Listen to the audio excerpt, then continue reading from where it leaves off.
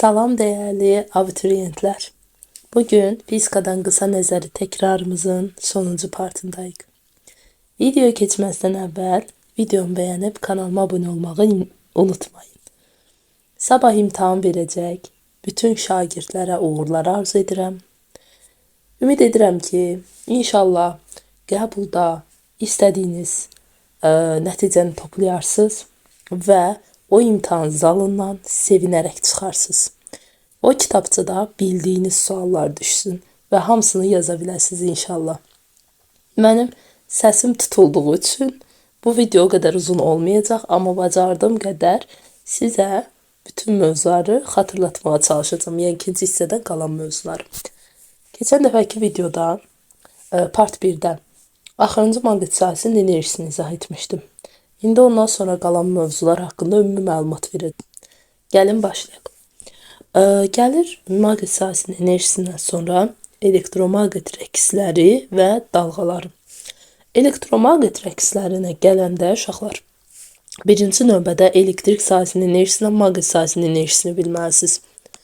Bunlar iki kəmiyyətdir. W elektrik, W maqnit. Cəmləri bizə tam enerjini verir.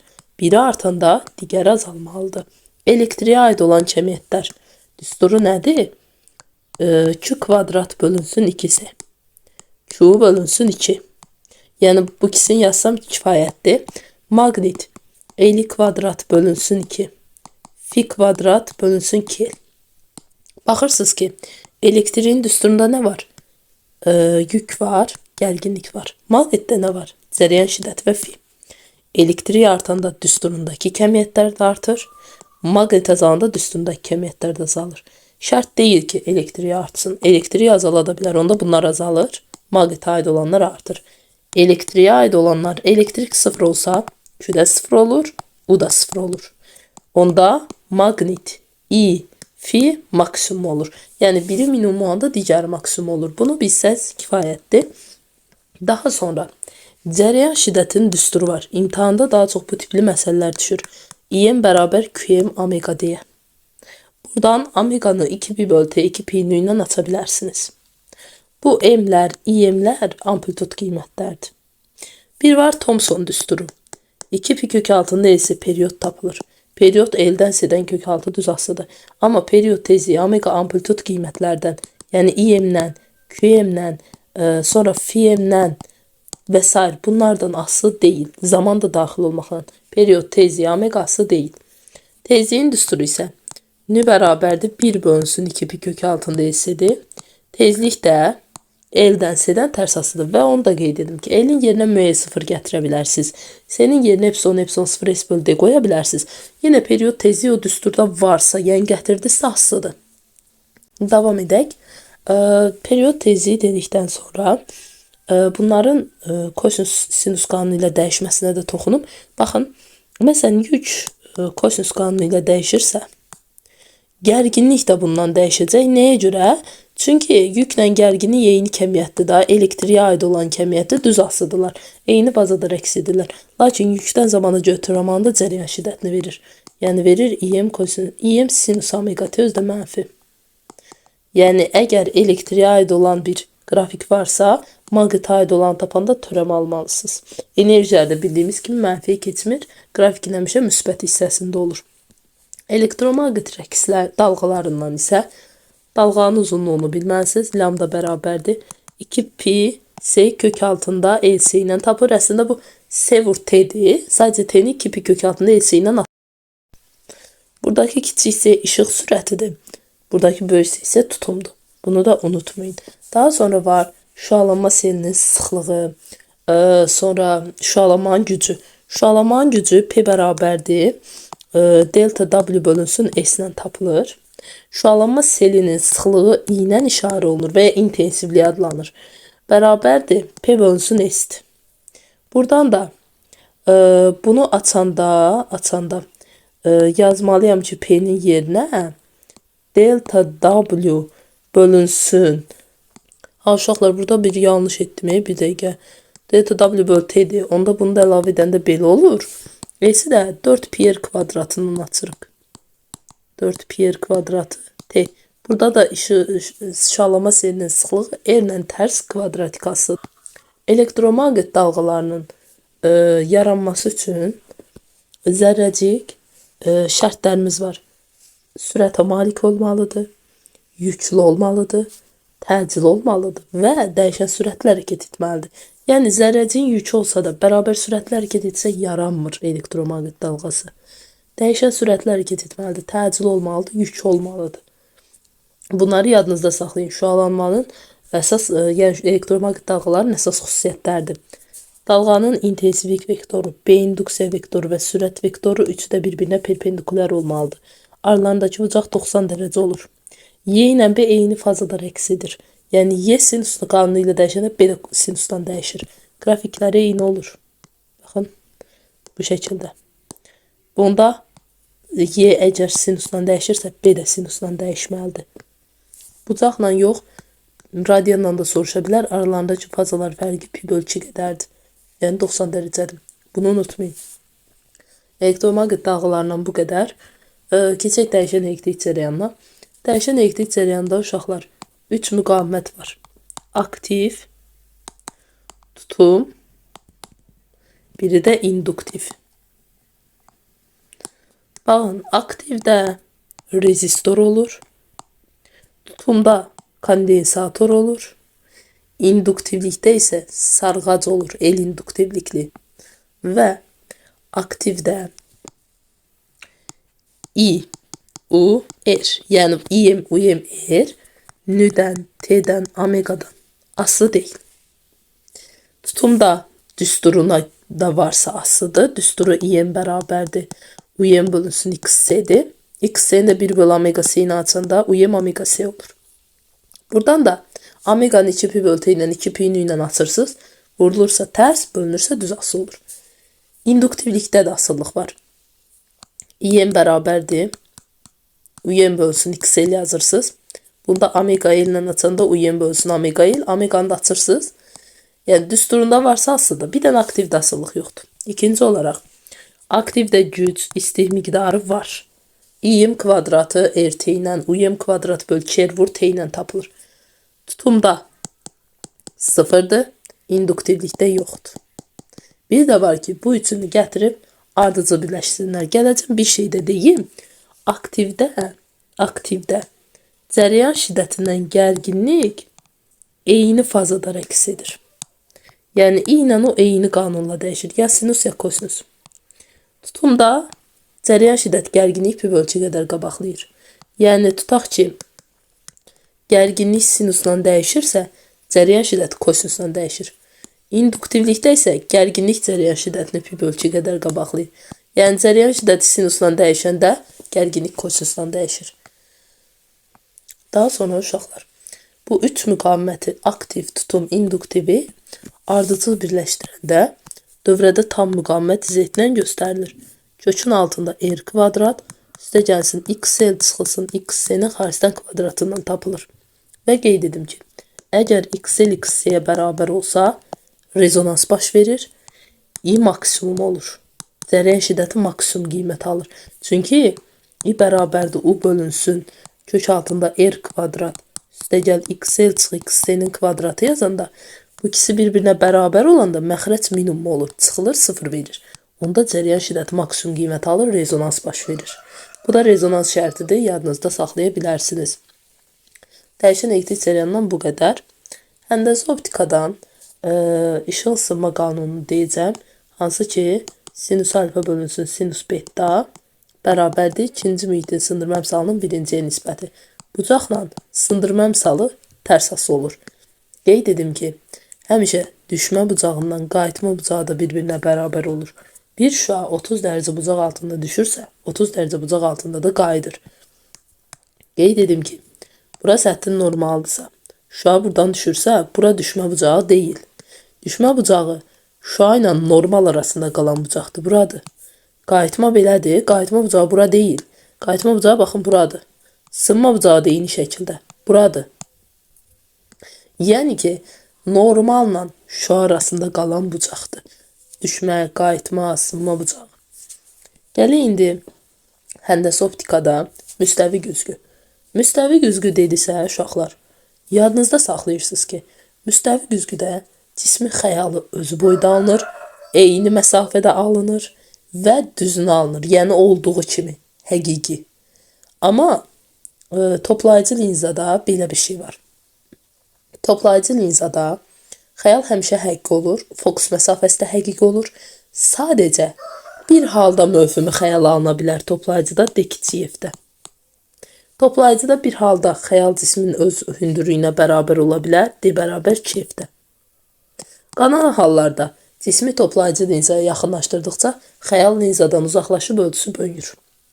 Səpici linzada həmişə mövhumi xəyal alınır. Heç bir halda həqiqi xəyal alına bilməz. Səpici linzanın fokus məsafəsi mənfi olur. Toplayıcı linzanın fokus məsafəsi müsbət olur. Xəyalı həmişə həqiqi olur, yalnız bir halda D2F-də mövhumi olur. Səpicidə həmişə xəyal mövhumi alınır. Sonra çökük güzgü toplayıcı linza qanunlarına tabi olur. Toplayıcı linzada xəyalın tapılması kimi tapırıq. Qabarıq güzgüdə isə səpici linza qanunlarına tabidir. İndi sizə də topudan 2 dənə xəyal qurma göstərəcəm, 3 dənə. Birini güzgüdə, birini toplayıcı linzada, birini də səpici linzada. Diqqətlə qulaq asın.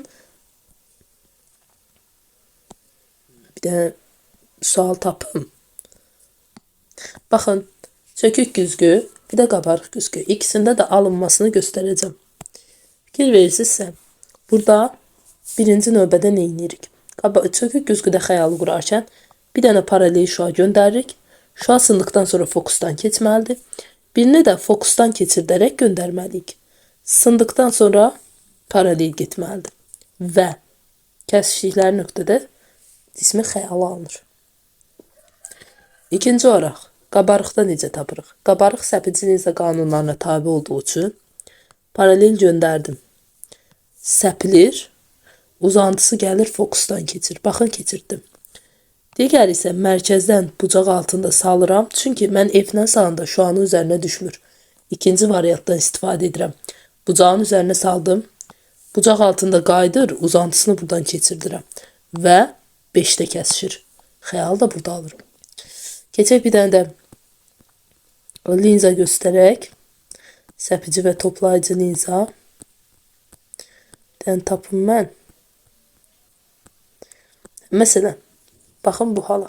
Burada mövhumi alınır. Hələ ki bir həqiqi göstərək, sonra mövhumi göstərərik.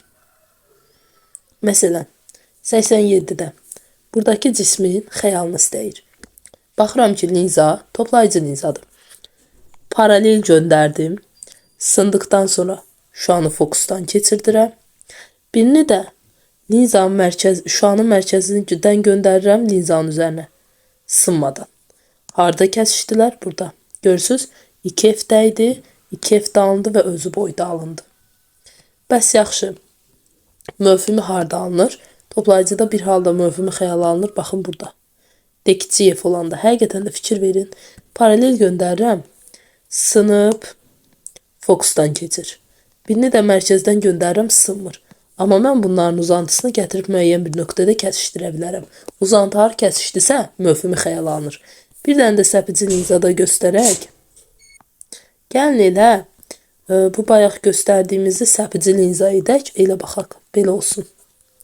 Səpici linzadırsa, cisim buradadırsa, səpici linzada paralel göndərirsiniz, sınır, uzantısı fokusdan keçməlidir.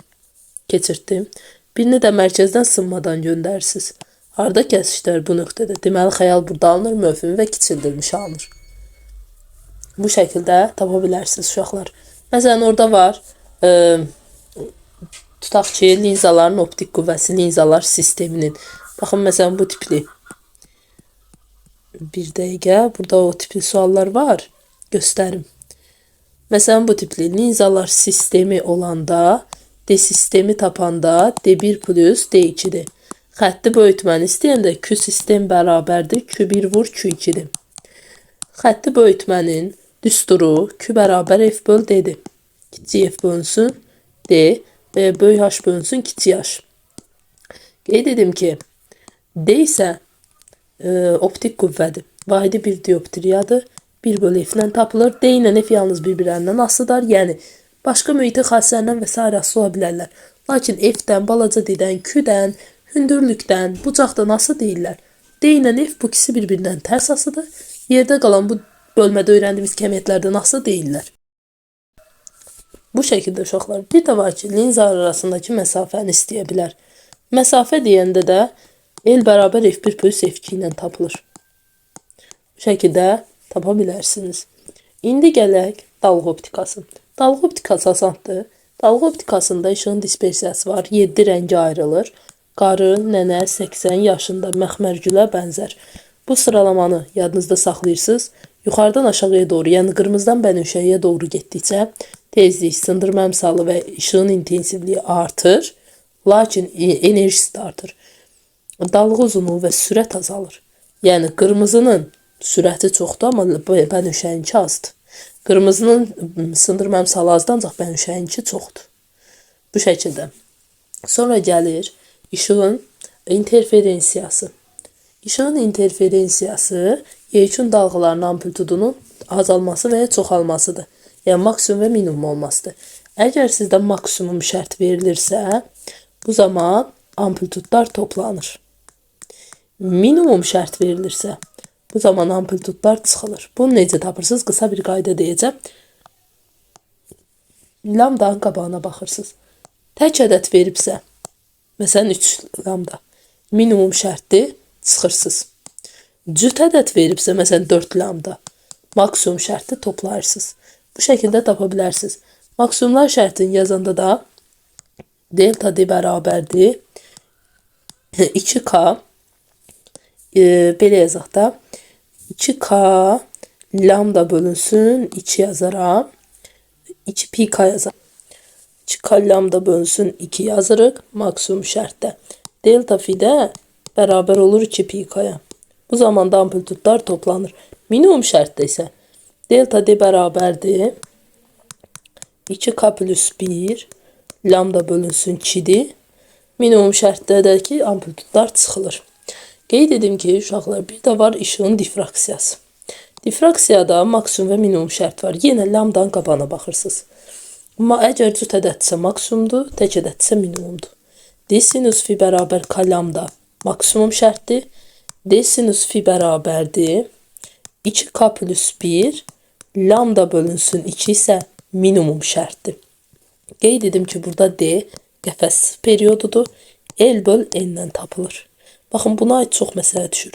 D-ni L bölü N-dən açırsınız. K lambda. Baxın, bununla aid sual çox düşür. D sinus fi bərabər K lambda. Lambdanı da buradan aça bilərsiniz S bölünü ilə.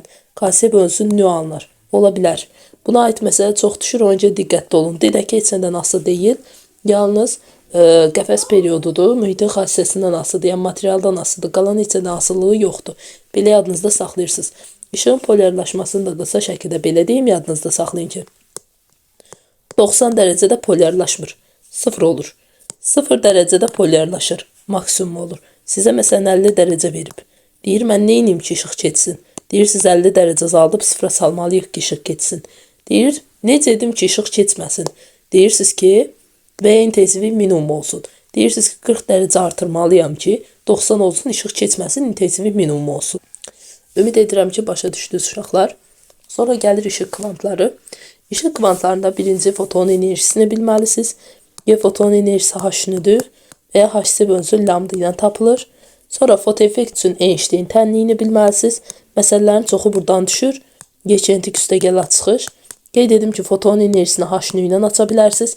Kinetik həm MV kvadrat böl 2 ilə aça bilərsiniz, həm YU ilə aça bilərsiniz. Açışı da H-nü minimumdan da aça bilərsiniz. H-si bölünsün lambda maksla da. Yəni o artıq sizə verilən kəmiyyətdən asıdır. Qeyd edim ki, açıq heç nədən asılı deyil. Nü minimum açıqla düz, lambda maks açıqla tərs asıdır. Bunlar da nü minimumla lambda maks da təkcə adan asıdır. Qalan heç nədən asılılıqları yoxdur. Bir də fotoeffektin 2 əsas qanunu var. 3 dənə. Amma ikisi lap əsasdır. Bunları bilməlisiniz. Birinci qanun nədir? Baxın. Doyma cərəyanından say işığın intensivliyindən düz asılıdır. Amma bunlar doyma cərəyanından say. I doyumu ilə N. Bunlar tezlikdən bir də lambdadan asılı deyil. Bir bunu yadınızda saxlarsınız. İkinci qanun isə belədir ki, İkisini de çəkim ki, aydın göstərə bilək. Kinetik enerjidir, gərginlikdir, sürətdir. Bunlar düz asılıdır bir-birindən. İşığın intensivindən asılı deyil. Lakin kinetik, gərginlik, sürət tezliklə düz asılıdır müəyyən qiymətdən. Dalğa uzunluğundan isə tərs mütənasib asılıdırlar. Bu şəkildə tapa bilərik. Uşaqlar, bir də üçüncü qanunda deyirəm, fotoeffektin baş vermə şərti. Fotonun enerjisi A çıxışından böyük olmalıdır. Yəni nü minimumdan böyük olmalıdır. Lambda isə lambda maksdan kiçik olmalıdır. Baxın, bu şərt ödənsə fotoeffekt baş verir. İşıq kvantlarından bu qədər. Ümid edirəm ki, aydın oldu. Çox uzun danışa bilmirəm. Atom fizikasına gələndə isə atom fizikasında əsas çevrilmələri bilməlisiniz. Çevrilmələr nədir? Alfa, beta, gamma çevrilmə. Alfa çevrilmədə Z yük ədədi 2 vaid azalır. A kütlə ədədi 4 vaid azalır. Beta mənfi çevrilmədə A dəyişmir. Z 1 vaid azalır. Beta müsbətdə isə yenə A dəyişmir. Z 1 vaid artır. Gammada isə heç nə dəyişmir. Olduğu kimi qalır. Bir də var şüalamanın udulma dozası D. D də Y bölümündən tapılır. Vahidi də col bölünsün kiloqramdır. Sonra var yarım parçalanma periyodu, daha doğrusu nüvələrin çevrilmə qanunu. Çevriləndən sonra yerdə qalan nüvələrin sayı N0 vur 2'nin üstü mənfi T böl T ilə tapılır. Ola bilər ki, bu olmasın, kütlə versin. M0 vur 2'nin üstü mənfi T bölünsün böyük T'dir. Yadınızda saxlayın, yarım çevrilmə periyodu heç nə asılı deyil. Bir də var ki, nüvə reaksiyalarının getməsi üçün əsas şərt var.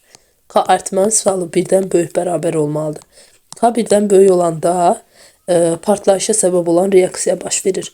K 1'ə bərabər olanda stabil reaksiya gedir, amma K birdən kiçik olanda neytronların sayı azalır və reaksiya sönür.